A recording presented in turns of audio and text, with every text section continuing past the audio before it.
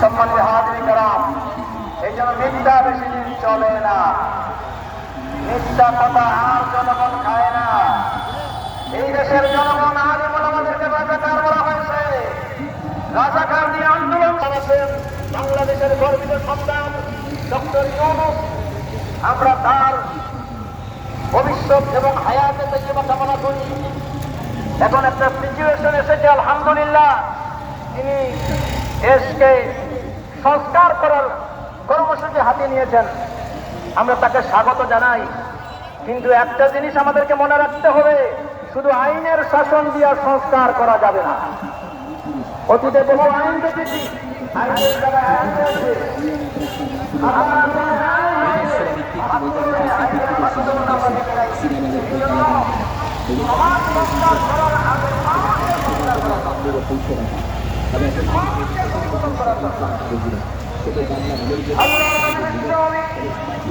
রাসূল করিম সাল্লাল্লাহু আলাইহি ওয়াসাল্লাম 1000 বছর আগে জাতির কাছে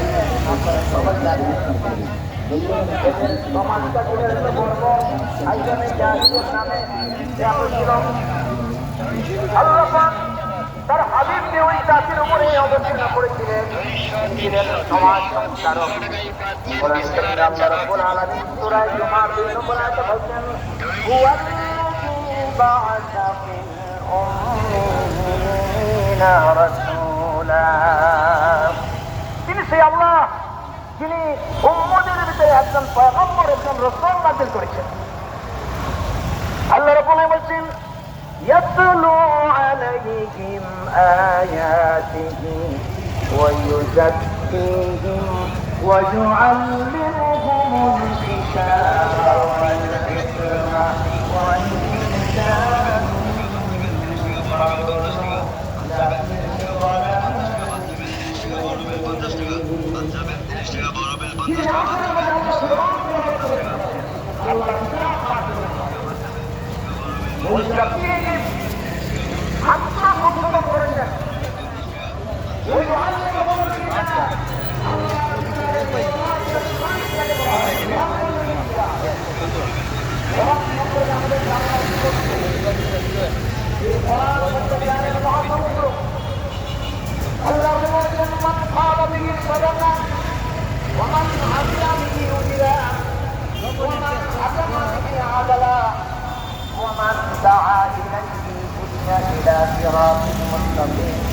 কোরআনের কথাগুলি হচ্ছে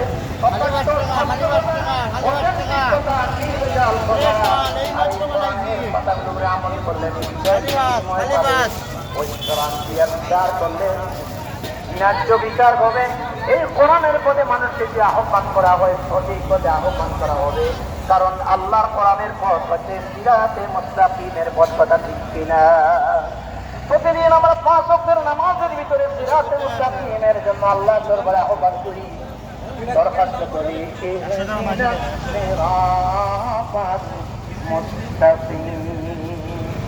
রাসূল করিম সাল্লাল্লাহু আলাইহি ওয়াসাল্লাম কোরআনের সার্বজনীন জ্ঞান দিয়েছেন, এবং এই কোরআন ব্যক্তিতে, পরিবারে, সমাজে, ফ্যামিলিতে, ব্যবসা বাণিজ্যে, রাজনীতিতে, আন্তর্জাতিক জীবনে একটা মানব জীবনের সকল দিক নির্দেশনা আল্লাহর কোরআনে আছে কিনা?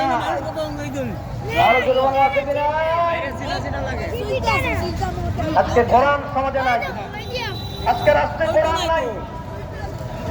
এই জন্য কোরআন বাদ দিয়ে, আল্লাহর নবীর আদর্শ বাদ দিয়ে শুধুমাত্র আইনের শাসন দিয়ে সমাজকে সংস্কার করা যাবে না। সমাজ সংস্কার করতে গেলে মানুষকে সংস্কার করতে হবে, আর মানুষকে সংস্কার করতে হলে এই মানুষের ভিতরে আখিরাতের ভয়, আল্লাহর ভয়, পরকালে যুবতীর ভয়, এই বিষয়গুলি সৃষ্টি করতে হবে। এই জন্য আমাদের এই মুসলিম দেশে ইসলাম ফলাবে মাদ্রাসা, ইউনিভার্সিটি,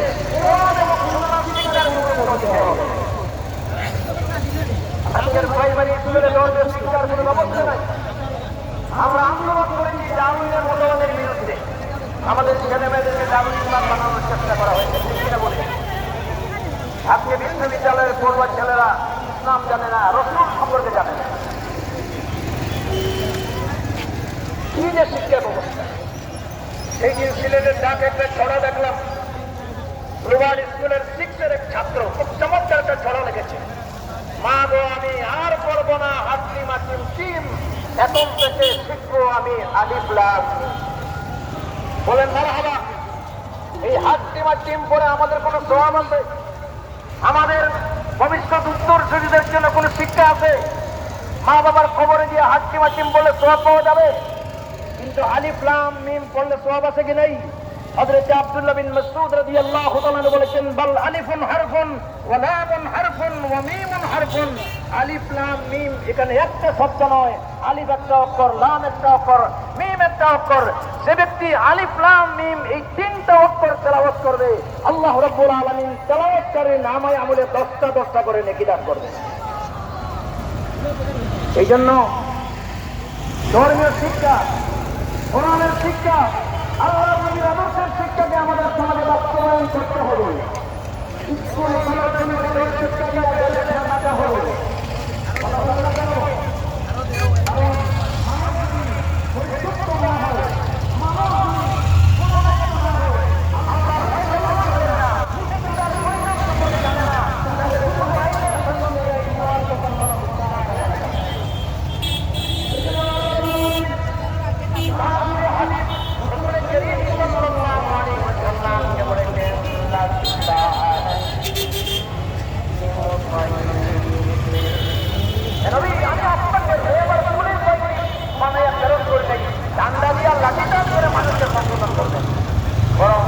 আপনাকে দিয়েছি ওয়াইন্নাকা লাআলা খুলুকিন আযীম, আপনি হচ্ছেন পৃথিবীতে সর্বোত্তম চরিত্রের অধিকারী। আজ পৃথিবীতে ইসলাম টিকে আছে, কিয়ামত পর্যন্ত টিকে থাকবে বিশ্ব নবীর আদর্শের বদৌলতে। আমরা সেই নবীর উম্মত হওয়াতে খুশি না বেদা? আওয়াজ দিয়ে জোরে সরে বলি আলহামদুলিল্লাহ। আমাদের একমাত্র আদর্শের নেতা হচ্ছেন বিশ্ব নবী মুহাম্মদুর রাসূলুল্লাহ সাল্লাল্লাহু আলাইহি ওয়াসাল্লাম। লাকাদ কানা লাকুম ফি রাসূলিল্লাহি উসওয়াতুন হাসানা। সূরা আহজাবের 21 নম্বর আয়াত। আল্লাহ পাক বলেছেন তোমাদের মধ্যে আমার নবী বিশ্ব নবী মুহাম্মদ রাসূলুল্লাহর জীবনের মাঝে রয়েছে উত্তম আদর্শ। আমরা কোনো মানুষের আদর্শ গ্রহণ করব না, আমাদের আদর্শ নবী বিশ্ব নবী মুহাম্মদ রাসূলুল্লাহর আদর্শ দিয়ে আমাদের ব্যক্তি, পরিবার, সমাজ এবং রাষ্ট্রকে চালানোর শপথ নিই। ঠিক কিনা বলে? এই আমার সময় কম, এখন এমন একটা সিচুয়েশন চলছে ইনশাআল্লাহ এখন ফ্যাসিস্ট মুক্ত, এখন জালিম মুক্ত বাংলাদেশ বলি আলহামদুলিল্লাহ। এখন ফ্যাসিস্ট মুক্ত, জালিম মুক্ত বাংলাদেশ, কথা ঠিক কিনা বলেন? এই যে দীর্ঘদের জুলুমের অবসান ঘটেছে, এই অবসানটা ঘটেছে একমাত্র মজলুমের ফরিয়াদের বদৌলতে। আমরা আয়নাঘর নামে কিছুই জানতাম না, বছরের পর বছর আয়নাঘরের জাহান্নামে মানুষকে লুকিয়ে নির্যাতন করা হয়েছে, তাদেরকে আঘাত বাতাস এবং পরিবেশ থেকে অত্যন্ত সক্ষমভাবে তাদের জীবন এই সমস্ত মানুষের কষ্ট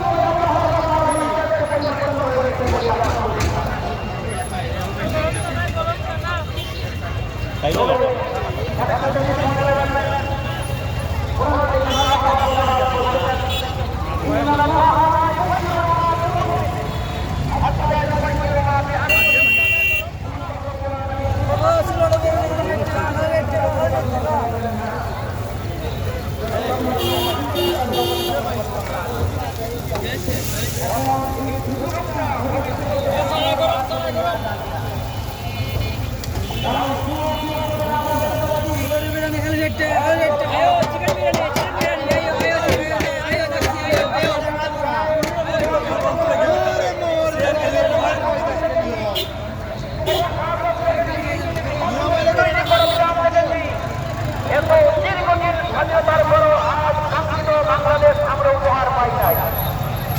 ঠিক কিনা বলে? সামনে একটা নির্বাচন আসছে আলহামদুলিল্লাহ, আর নিজের মন রাখতে হবে না। আগে না সাহায্য করে ইনশাআল্লাহ আগামীতে সুযোগ আসছে।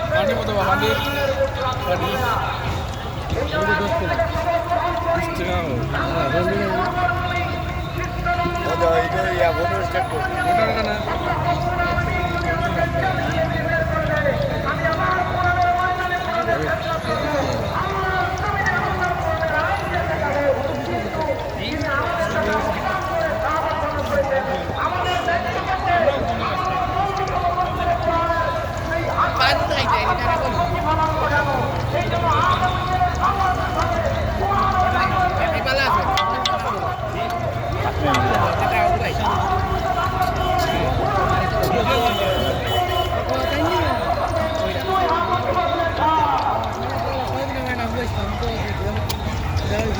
¿Qué onda? ¿Qué onda?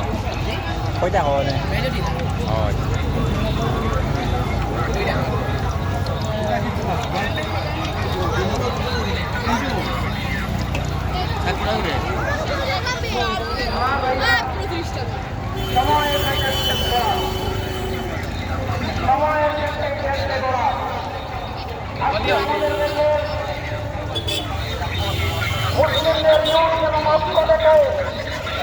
আমাদের পার্শ্ববর্তী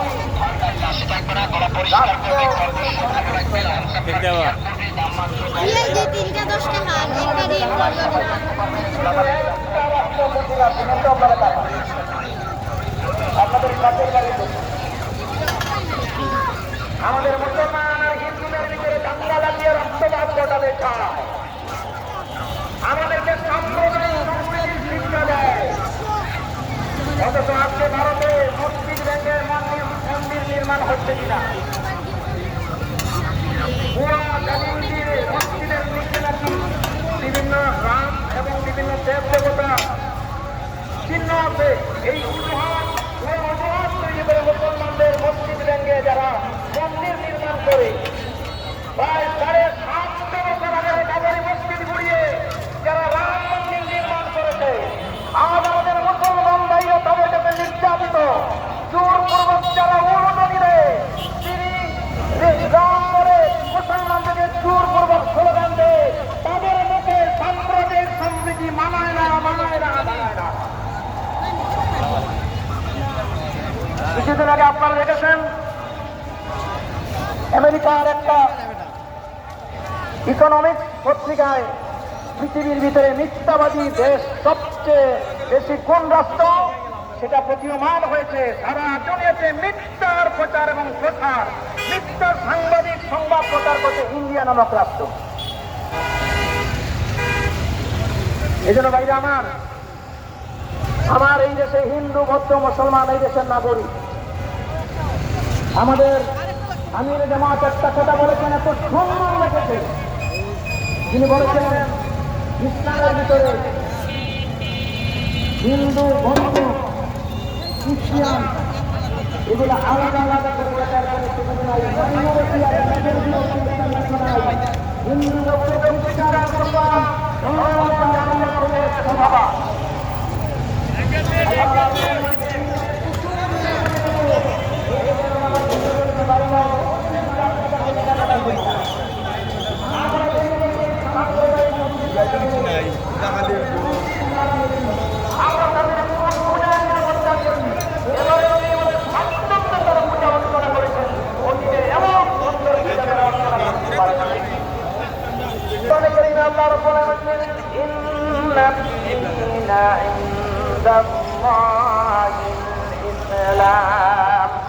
নিঃসন্দেহে আল্লাহ রাব্বুল আলামিনের কাছে গ্রহণ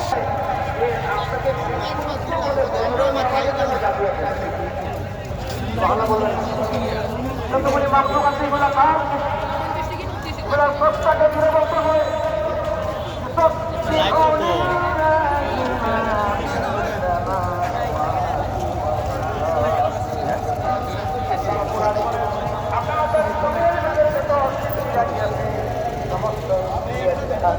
আল্লাহ সবাই